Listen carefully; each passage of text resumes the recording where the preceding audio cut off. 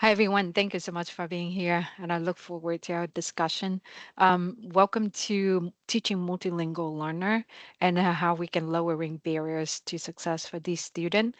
Um, Multilingual learner encompasses diverse group, including international student, immigrants, and many first generation students who parent are immigrants. Let's grow up in family where the first language may not be English. According to the Pew Research Center, the United States is home to 1/5 of the world international migrants who come from nearly every country around the world. So institution in a globalized higher education system must support multilingual learners by addressing language barrier and unfamiliar academic norms. So this workshop aimed to reframe English as second language learner with an asset-minded perspective as multilingual learners. So in the workshop, we would discuss strategies for helping faculty and staff member understand multilingual learners by addressing cultural nuances and language barrier. We will explore strategy for success, including instructional techniques, using of digital literacy and AI. Additional, Additionally, we will discuss the ethical consideration and challenges of using AI and technology to democratize English for multilingual learners. My name is Lynn Wen. My pronoun is she, her. And I am an immigrant and I am English. I'm not a native English speaker. I got to the US 20 years ago with almost zero English. I can read the exercise and enter, but that's about it. Um, but Past forward 20 years, I now have a PhD in chemistry. I've taught chemistry at NIU since 2016 at both the undergraduate and graduate levels. And last June, I joined the Center for Innovative Teaching and Learning as an inclusive teaching coordinator. So now with a year and a half experience as an educational developer, but I have over a decade of teaching experience in higher education at various institutions, public and private. And I'm super excited to have you join me to discuss the challenges multilingual learner face and what we can do to hone into their strength and to help them develop their English language skill while we honing on their diverse talent. So now I know Kevin have experience teaching multilingual learners. So in this section, I would like for you to just introduce yourself a little bit more. Ashley, you already introduced yourself a little bit, but I'd like to hear more about what you do, your discipline, and what you hope to get out of the workshop. Kevin, why don't we start with you? Okay, sure. Hi, everyone. My name is Kevin Foreman, and my discipline is the humanities in a larger sense. Specifically, my master's degree is in teaching English as a second language, and I've taught ESL courses in higher ed and at extension universities and abroad since 1996. I taught ESL exclusively for 15 years before transitioning to teach art history, where I still continue to have at least 2/3 of my course and sometimes um, beyond that, non native speakers of English. I specifically taught art history courses that were designed for everyone, but because of my master's in ESL and content based ESL or English for teaching English for specific purposes, I led sections where there were lots of non-native speakers in my art history courses, Western art history courses. So long story short, I had to use a lot of strategies and tips and techniques, I'm sure of which some of them we'll talk about today, to make Western art history something completely unfamiliar to most of my demographic, familiar and accessible. I went on to get my doctorate in learning design and technology. I currently work at the Center for Innovative Teaching and Learning as an instructional designer. So it was nice to be here, and I look forward to the workshop. Yeah, thank you, Kevin. Looking forward to hear your insight from your experience. So Thank you. Brandon, welcome. We should introduce ourselves. So if you don't mind, share a little bit about yourself, your discipline, and what brought you here to this workshop. Yeah, sorry, sorry I'm late. My specialization is in special education. So I'm in the College of Ed.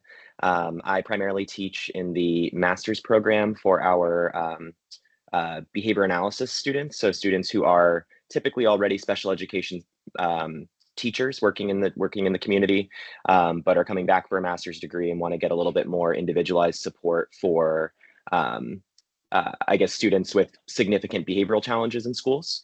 Um, Mhm. and then I also teach in our undergrad special education program as well. So I am just always trying to learn more. I saw this program and thought, this might be a good way for me to learn a little bit more about inclusion, especially for multilingual learners and specifically AI. I'm always trying to learn more about how to, yeah, be a better instructor in the world of AI. So, Thank you and welcome. mhm. Um, Ashley? Right. I'm Ashley Bartelt. I'm not faculty here at NIU. I'm on the staff side. I run the university, the Writing Center at this point, which I've been with for the past decade or so. Prior to that, my degrees are in English and German. So I've taught things like first year writing here at NIU and at other institutions in the Midwest. Um, One of the reasons I'm interested in being here in particular is over the past decade, non-native English speakers have been anywhere from 30 to 50% of our clientele at the Writing Center. And because of that, when they dismantled the ESL Center here at NIU a year and a half ago, which was housed in the Department of English, it was passed over to us partially because of those numbers. And so I'm interested in leveraging as much knowledge as I can get out of this and incorporating it into both the training curriculum we're working on developing and then some of the writing specific supports that we're developing for ESL writers coming into the future. I also enjoy AI quite a bit, partially because of my job. I have to keep an eye on what it can do relative to what we can do, not kind of as a detriment, but as a tool. So I'm interested in looking at the combination today. Yeah. Thank you. And Ashley, are you supervising a team? Do you have other people working? Okay, Yeah, that's good. it's mostly a student staff, but we've currently got about 20 people that I've got working with student writers any given semester, as well as faculty and staff. So technically, if you all need something reviewed, we've got your backs. I see. Wonderful. And I want to extend the offer to like a side note, if you have a team and if you enjoyed this workshop or if you have a specific request and you would like, you could reach out and I could potentially come and do the same training workshop for your team as well. So just keep that in mind. Um, so these are the learning objectives that I want to focus on today. So the first thing is to explore multilingual learner basics. So kind of exploring the challenges, the different motivation, the lack of social norm or language or cultural etiquette. Um, so for example, I came from Vietnam. I came from a place, I did go to college in Vietnam. So every time the professor entered the classroom, the norm is for the whole class to stand up and so to show respect. So that practice it grabs the entire class attention, everybody quiet down, and it signal the start of the lesson. However, it also highlights the power dynamic within the classroom. So one thing is I want us to consider is our multilingual student, maybe international student, maybe immigrant or children born in the US to immigrant parents. So it's essential to consider the cultural diversity and the dynamic of the student in the broader context. In our classroom or in our service. The next thing that we're going to do after we explore the multilingual learner basic is we're going to work on develop strategies for lowering barrier. And these, I will mention instructional strategy as well, a leverage AI strategy. I use AI quite a lot myself, and I only discovered that like 3 years ago. I wish I had discovered it earlier, I think it would benefit me as a chemist, as a scientist, with a lot of idea, but a lack of English language development. So when we aware of the barriers, we can discuss strategy to reduce them or avoid adding more barriers, or avoid adding the impact, the negative impact of the barriers. And then the last thing is, yes, AI is the new abyss. We don't know what it is. It can be scary.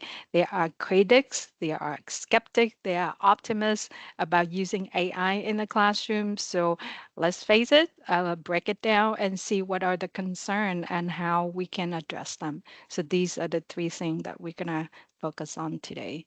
Um, so I want to hear a little bit about your experience with multilingual learners. And I think this time we're going to start with you, Ashley, because you work with, you say 30 to 50%.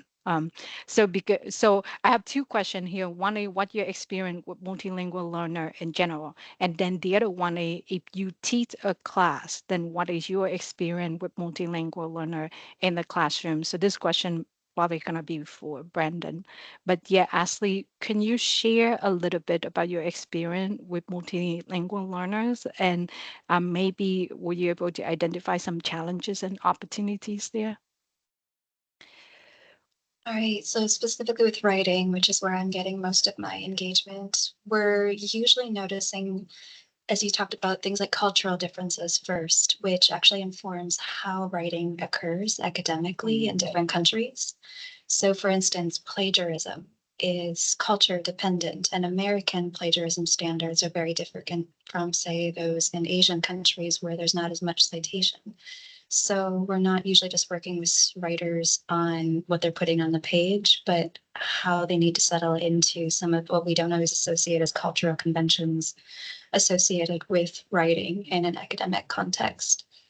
We also will encounter things like British versus American English, because British English is overwhelmingly taught internationally. And when they're writing for us, some faculty may be perfectly fine with that. Others will send them blanketly to the writing center saying, this is wrong, but they won't really be able to articulate or explain what's wrong, which is another facet that we're usually looking at. Sometimes multilingual learners come in with better English grammar vocabulary or organizational vocabulary than native speakers because they're learning their second, third, fourth, fifth language, and that knowledge tends to improve.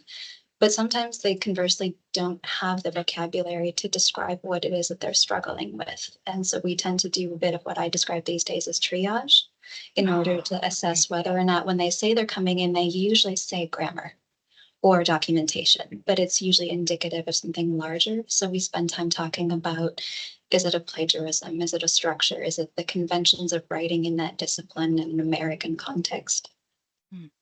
That's wonderful. I'm so glad to hear you captured those because when I learned a little bit of English in Vietnam, I learned British English. And when I got here, the pronunciation and the way would use it throw me off. And even the spelling of words like colors without the U and with the U, and I will mark wrong. But just like you said, because I learned English, British English and not American English. So I'm glad that you noticed that. And then thank you for pointing out that in Asian culture, yes, there wasn't a lot of citation. It took me years to fully understand the consequences of plagiarism, because at first I didn't understand what it is and why are people so up and in and think about it. So when you do have an Asian student, international Asian or immigrant Asian in your class, be aware of these things is good for the student and have a conversation with them. So thank you so much for capture those insight. Um, so how about you, Brandon? Do you have any experience with multilingual learner in your class? Yeah, so I would say specifically in I teach our undergraduate behavior management class for special ed majors, and also we tend to have some elementary education students as well. And it's a pretty significant writing course. So throughout the course of the semester, they have to essentially they're in a clinical placement working with students with pretty low incidence disabilities, pretty severe disabilities.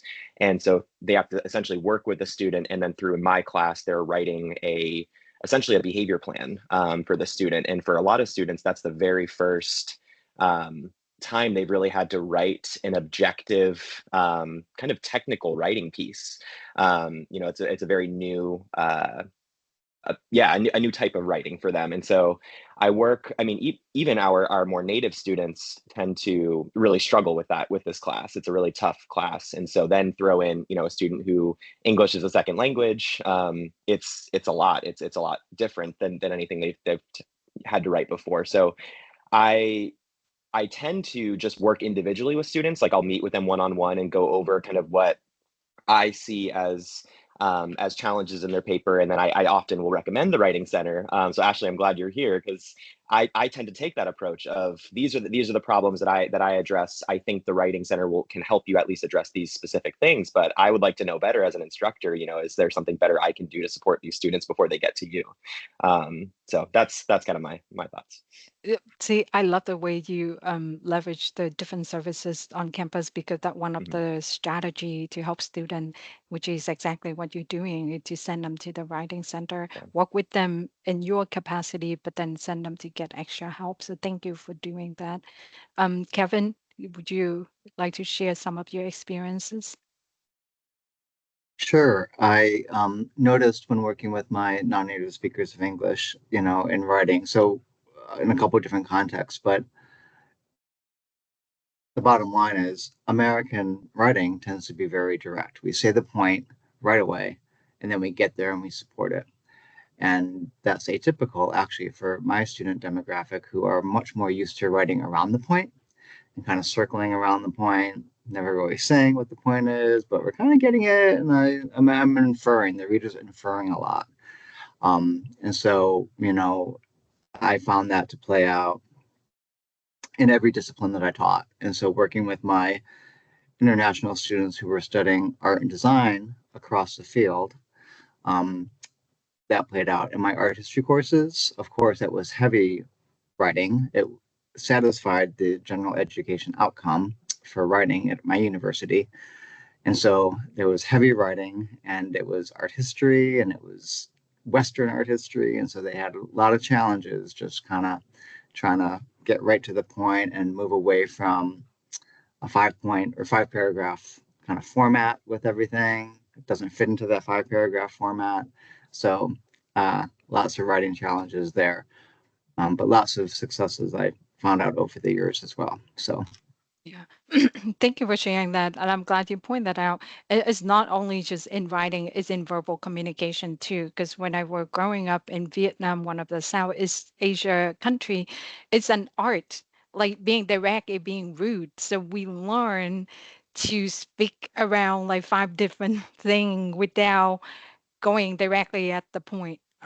So it took a lot to adjust for me. So I've been in America for 20 years now, and now I can't watch Asian movie anymore because it's not direct. It's too long and it's too slow. I needed to get to the point quickly. So I see that point that Kevin you point out in verbal communication in entertainment like movie as well. Like now, I just don't have the patience to watch movie from Vietnam. It's just too slow. I needed to get to the point. So thank and you for sharing that. yeah, exactly. I mean, if you watch Bollywood movies, it's kind of the same thing with a Bollywood movie. It could be 3 hours long, Yeah. and at the end of the movie, you're like, "Huh, I think there were three main points there." you know. Yes, yes, yes.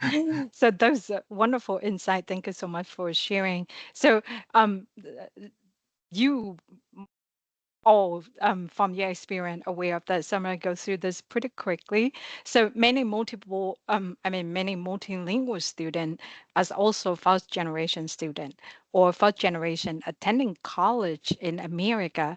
So their motivation to attend college and persist in college are often different from the native English speaker or continuing generation college student.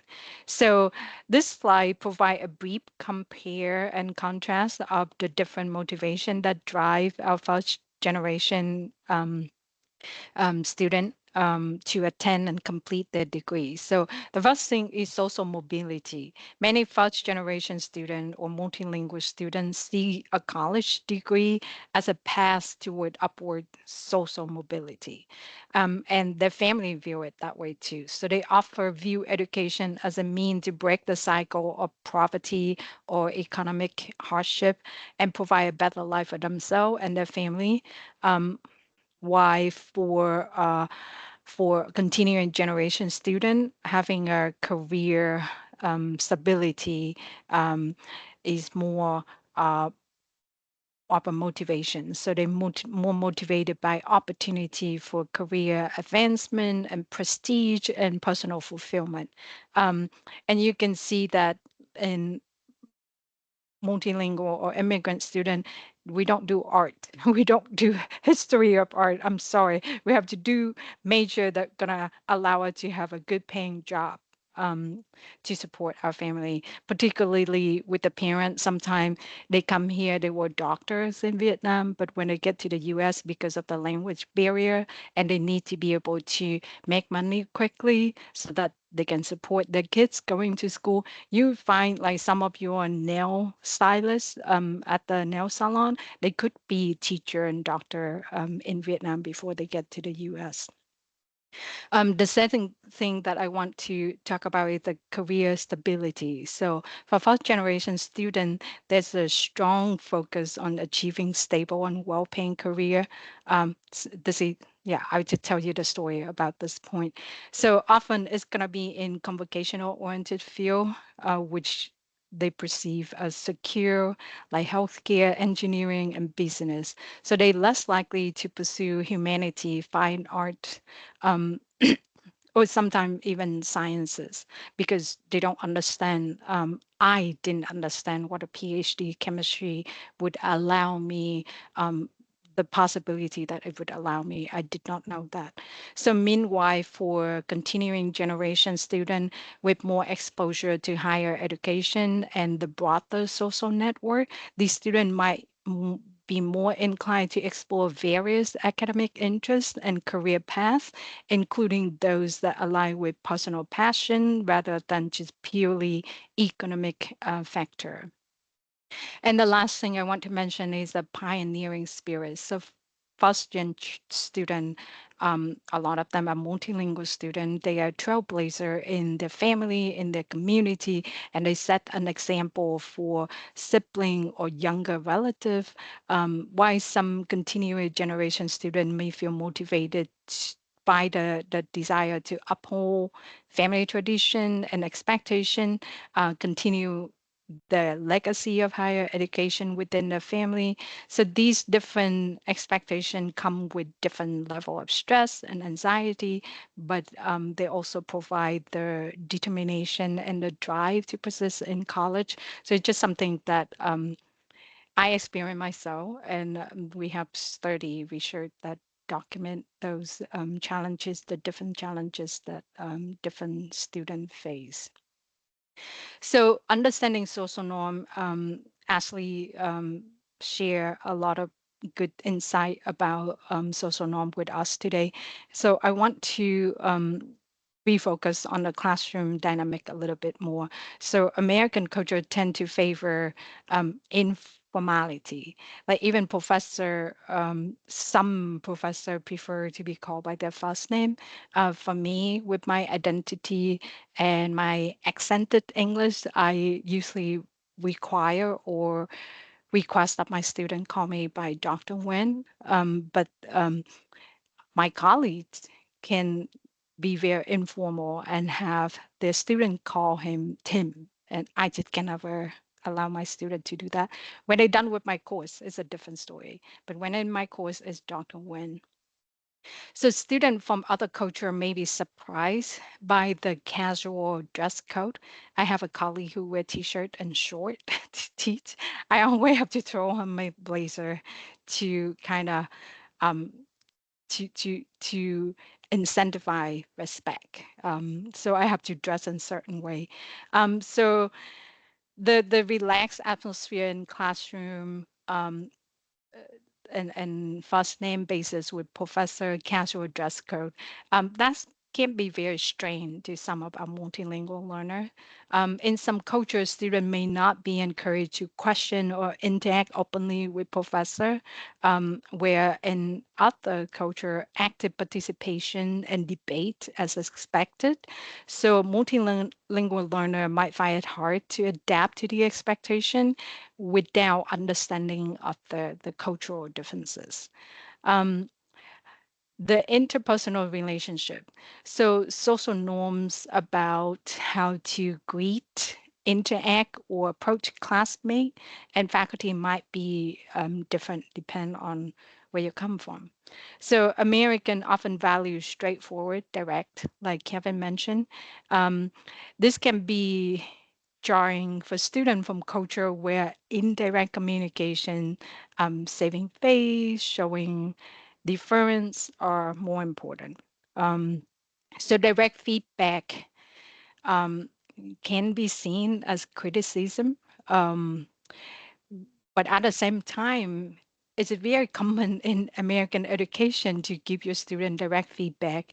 So some students might perceive it as harsh or rude, and this could make forming relationship, and this can come from peer as well. So if they don't know that American students tend to communicate more direct, they can perceive that message are harsh or rude when they work in groups or in team, and it could make forming friendship um, more difficult among the peers, and it can make seeking help more difficult when they need help from you as a professor.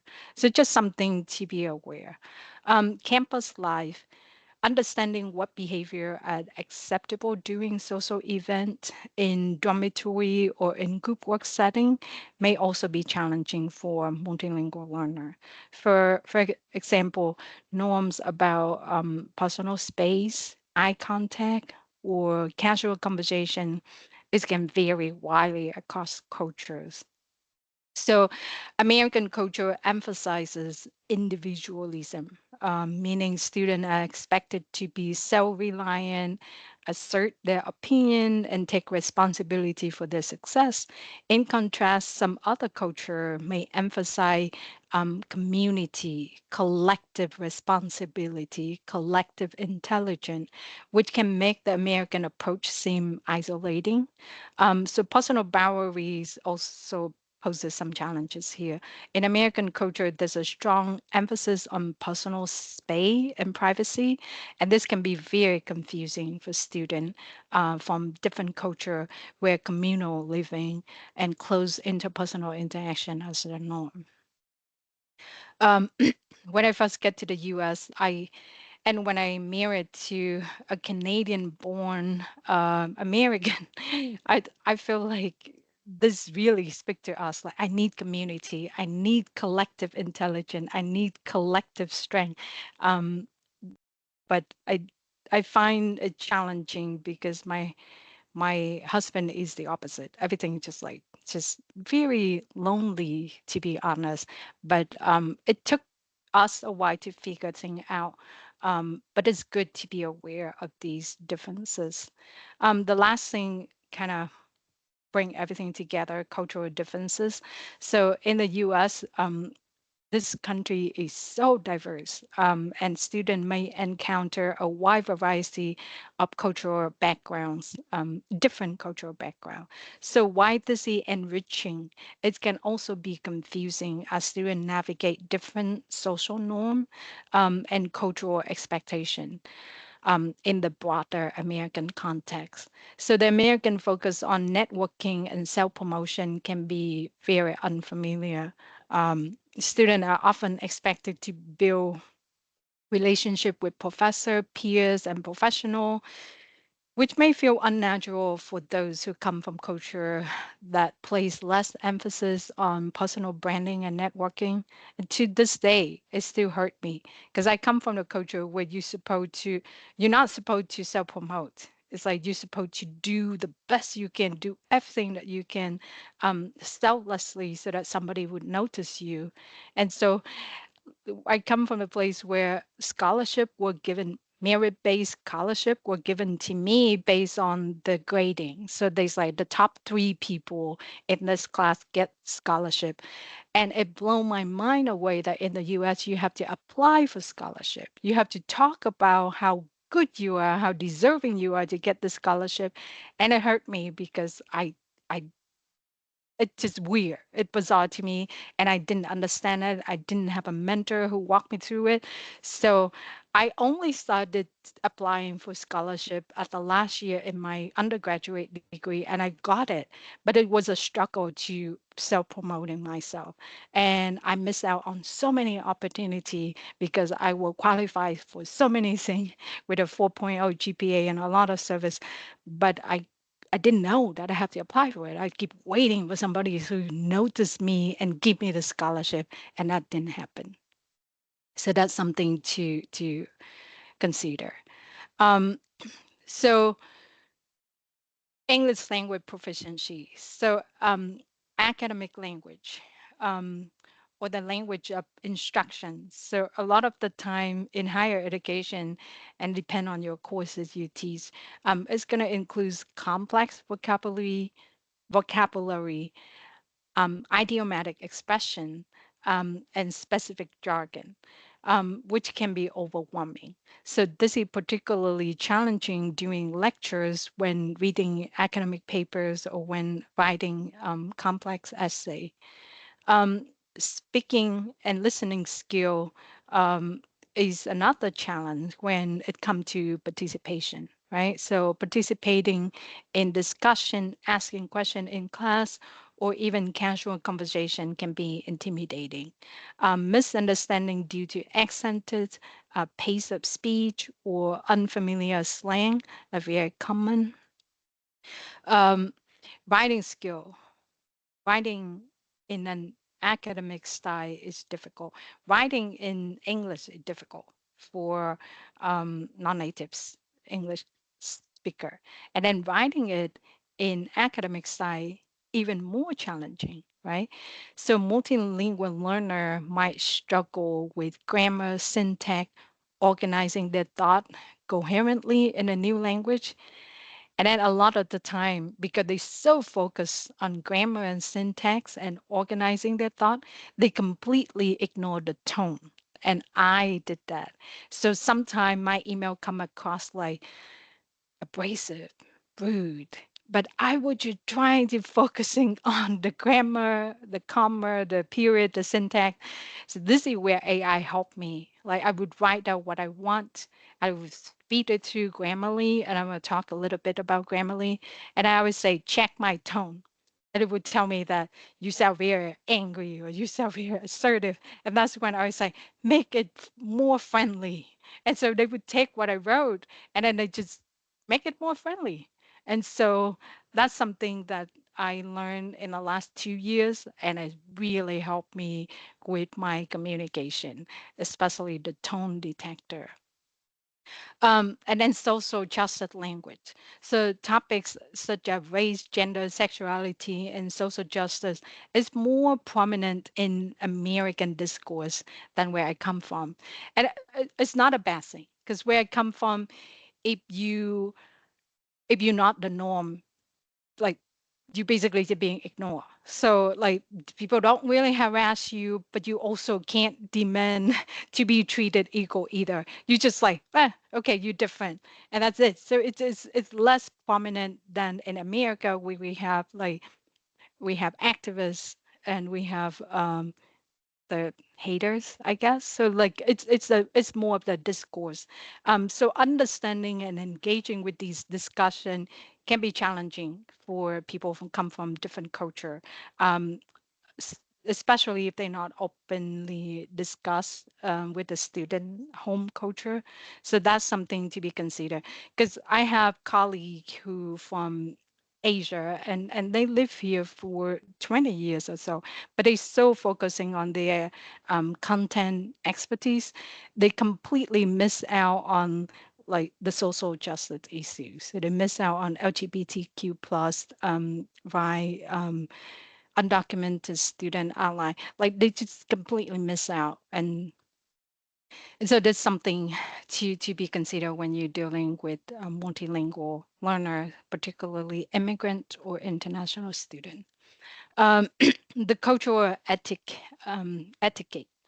So communication side, we mentioned this a little bit earlier, right? Culture differ in their approach to communication. Some culture prioritize direct communication, while other value indirect or polite discourse. So this can lead to misunderstanding or the perception that the student is either too assertive or too reserved. Um, and that's gonna pose challenges when it comes to group work or collaboration. So expectation around teamwork can vary. In some culture, group consensus is prioritized, while in other, individual contribution are emphasized. So multilingual learner may have different approaches to conflict resolution or decision making within team. So when you teach using team-based assignment, this is something you need to be aware of. And then the last thing in the nonverbal communication, body language, gesture, and facial expression differ significantly across culture. So what considered polite in one culture may be perceived differently in another. So, for example, maintaining eye contact is seen as respectful in some culture, but may be viewed as confrontational in other. So that's another thing to consider. Um, and then the thing that I did mention are some of the unique challenges that multilingual learners face, in addition to the challenges that all students face when they first start college, right? The feeling of isolation, of stereotype, and structural and systemic barrier. So that's another layer factor that impact multilingual learners.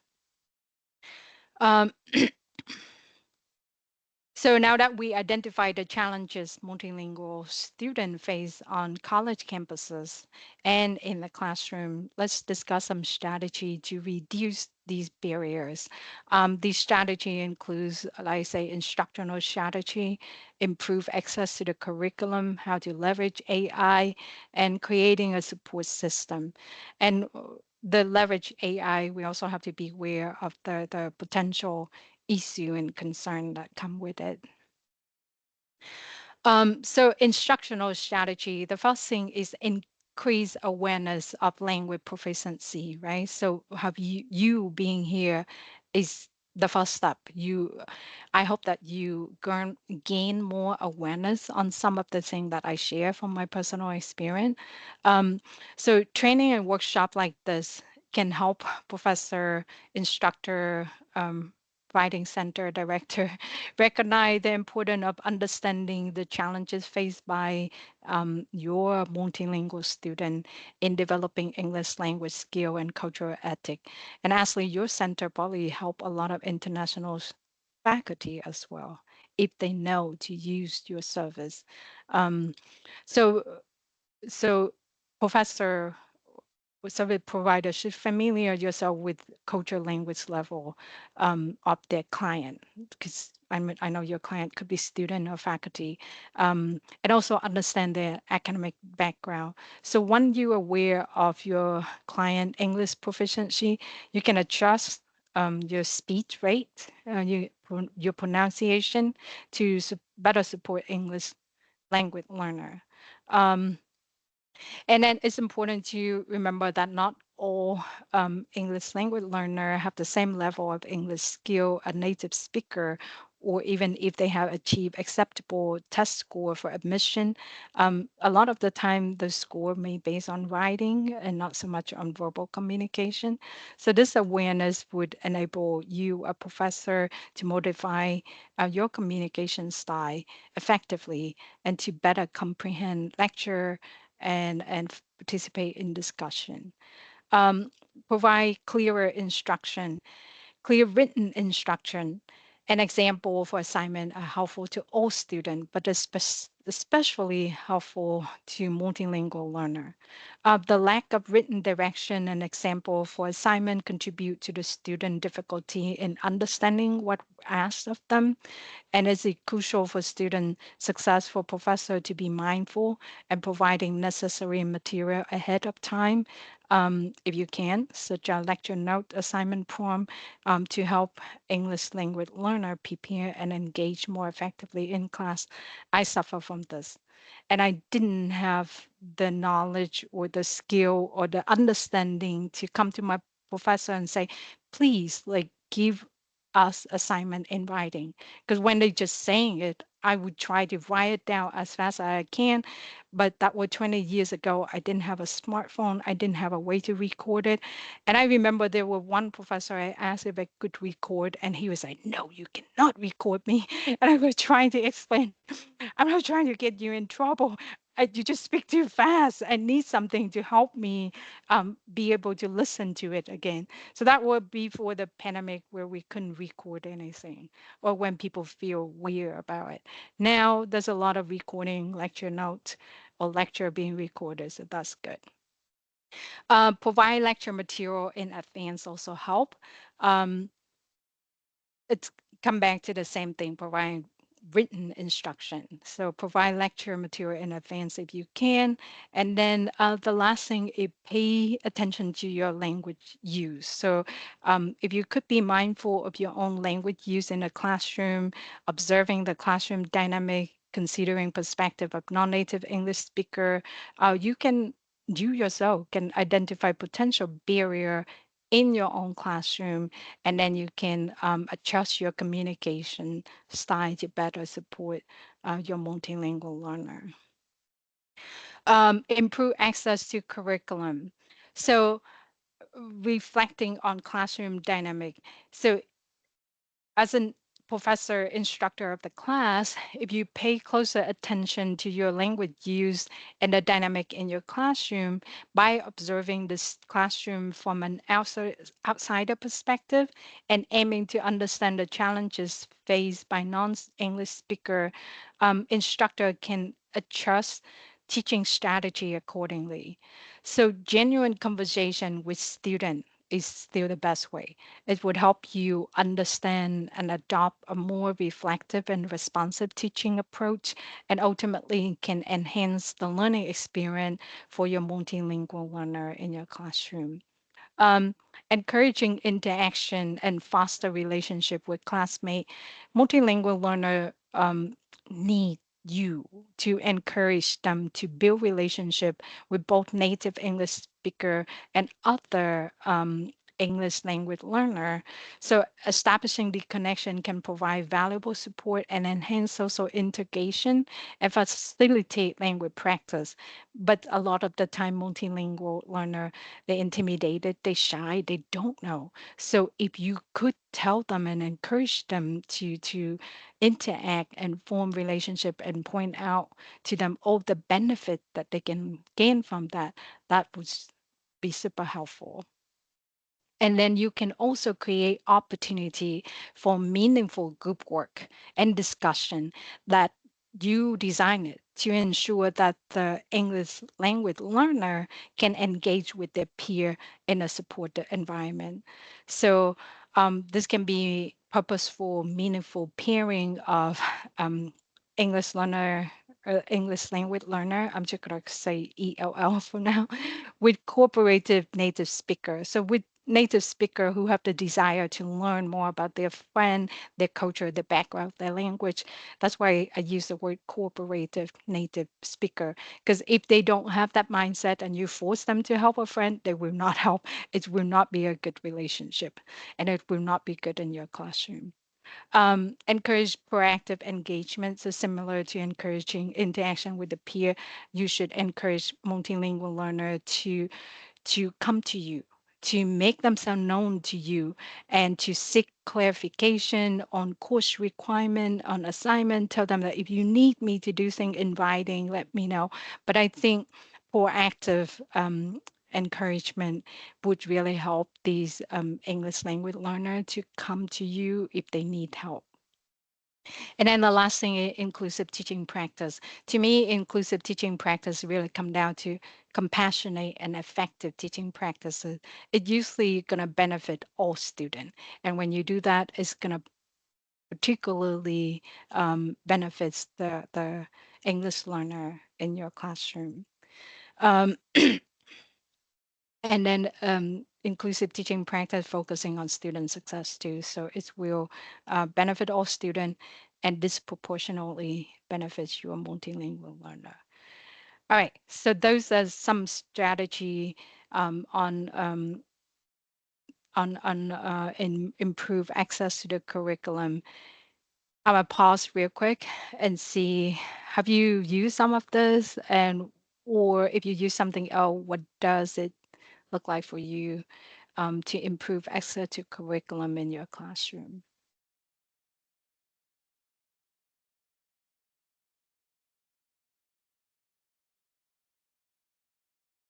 Sure. Well, Okay. I can start.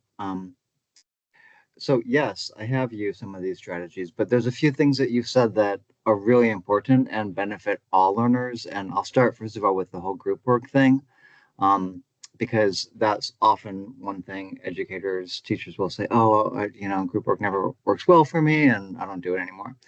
Well, I have found that you have to structure group work really well to make it work. And so in my ESL only courses for graduate and undergrad students, when I taught them, we did a lot of work with group work and different roles and kind of responsibilities and how to become active learners, right? And helping them take control over their learning process and become more confident speakers within the classroom environment and to do their group work. And so we did a lot of work with that. And so then I was so happy because as an art history professor, I would then frequently have some of my former, ESL students in my art history courses. And I would, of course, continue to use group work. And I was so thrilled because there we are in the group work, and the native speakers are like doing nothing. And the ESL students like right there in charge and just, making sure everyone knows what they're doing and really active. And they were the shining pupil. And there was no question about that. And so I was just so pleased to see reticent speakers become really active learners and really engage confidently with the native speakers. And so the group work thing was really important that you structure that and you practice that. So that's something that I've done that worked well. And so then with your second question about what does improving access look like in the classroom, well, to your point about giving lecture materials ahead of time, I always use the learning management system to upload all my content. So videos, they had access to the videos, closed captions, they could watch it a million times over if they wanted to.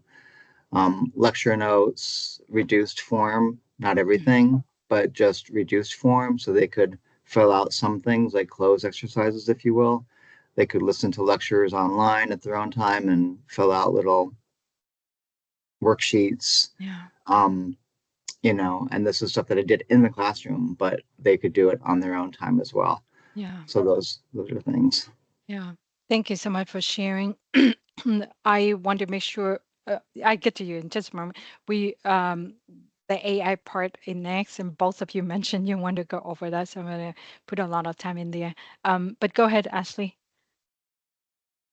Just briefly, a phenomenon we've been seeing recently, which is not so much in the scaffolding of assignments near the beginning of a course, but remembering in feedback, particularly on writing, especially at the graduate level, things like the one word rewrite, elaborate, clarify, that to a native speaker, someone who's maybe had experience in an American educational system, knowing what's being asked in that context. We spend a lot of time both encouraging students to go to faculty during office hours or to open clear communication lines to articulate their greater need, but then straddling that divide with interpreting what a faculty is looking for when they've said that one word sort of bit of feedback. So that's something that we're working on, sort of encouraging the communication line, but also certainly anytime I can talk to faculty, I'm encouraging that as well. Yes. Yeah.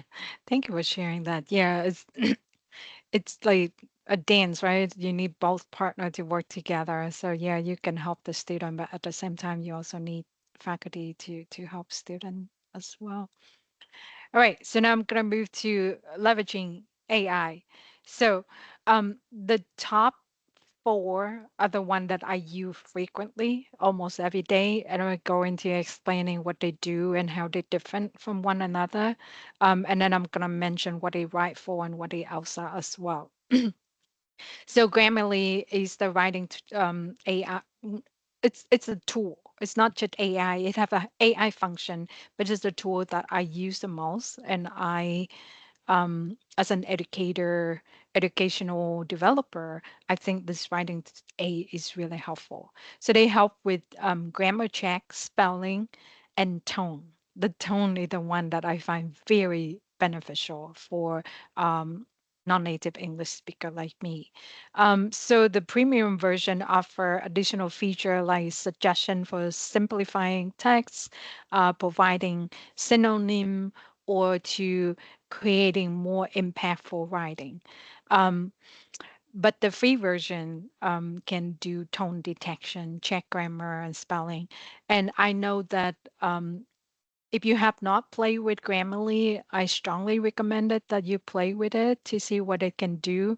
I also know that the institution, for example, the University of Illinois, Chicago, they actually purchased Grammarly access for their whole institution. So student, faculty, staff, everybody have access to Grammarly to with the aim to improve communication. So when it comes to AI, um, different institution at different points. Like people, the I say skeptic, critic, and optimist. So that's something that we have to consider. But I really enjoy Grammarly. Um, ChatGPT and Google Gemini, they both systems use sophisticated neural network and large scale training data. Um, ChatGPT is a product of OpenAI, and it designed to assist with a wide range of tasks, while Google Gemini is integrating advanced AI into Google products. So it emphasizes multimodal capability. So it can handling both text and images better than ChatGPT and potentially other sensory data as well. Um, so if the student or you playing with ChatGPT and Google Gemini, you see that Google Gemini produce better graph and images than ChatGPT. And then Cloud, um, it's very similar to ChatGPT in terms of focus design and capability. However, Cloud would develop with a heavy focus on safety and alignment. So it's like the conscious AI, the AI who can make decision. And I did the test. So when I tell Cloud, I serve on a steering committee um, where we have an annual conference every year. So the tasks including call for proposal, proposal review, budgeting, financial, everything. And when I asked Cloudy, give me what does a steering committee responsibility do to produce a conference, it would tell me that I don't know. Go ask them.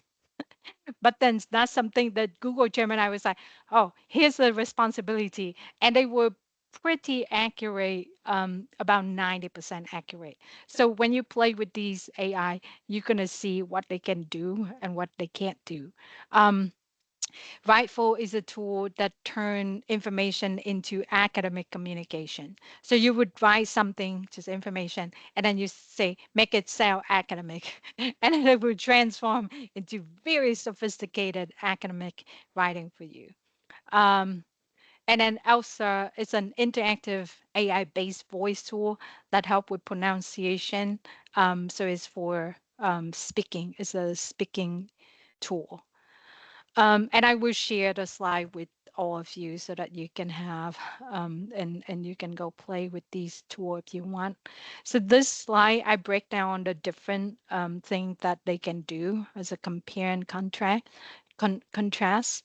Um,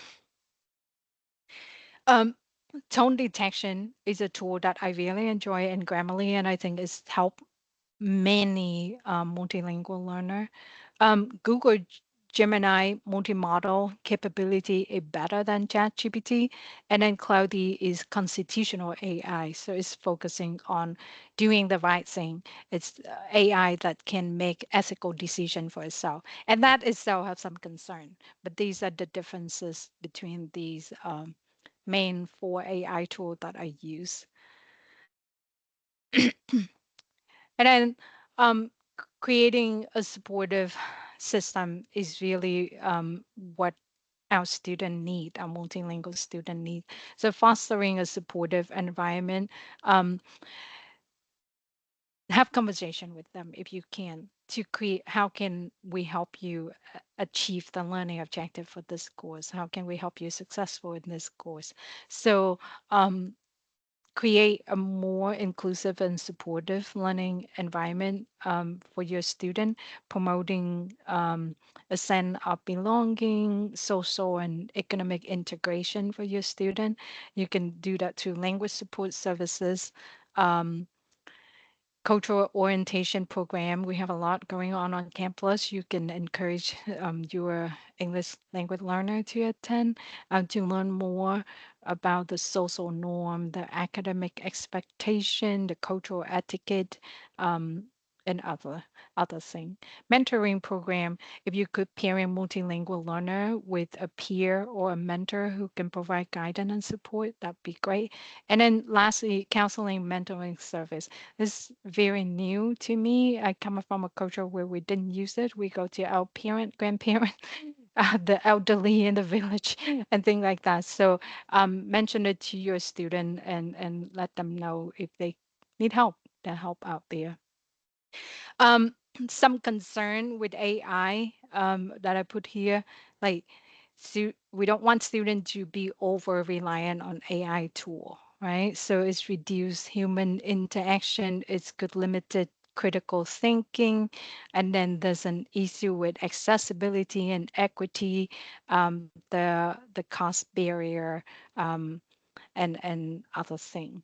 And I'm sorry, we're running out of time, so I'm gonna have to move fast, but I will share all my slide with you so that you can go and read. And then I strongly encourage everyone to play with the different, at least the four top AI, Grammarly, ChatGPT, Google Gemini, and Cloudy. They all have the free version, and you can see what they can do and what they cannot do, and have a policy in your classroom or in your service to teach students how to use them effectively, knowing the potential concern.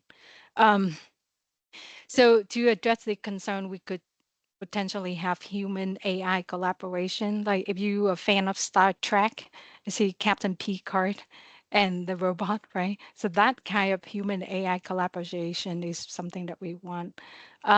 Regular update and bias mitigation, enhanced teacher training. So we could use more training for faculty on AI, have clear policy for your classroom, what is acceptable, what is not acceptable, develop it with your student and get the buy-in from them in the beginning.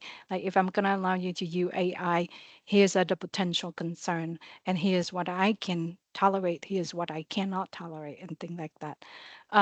And then accessibility initiative. So provide equitable access to AI tools. So like student with more money, they can purchase the Grammarly premium version, and student with less money, they should use a free version. So the field is not level there.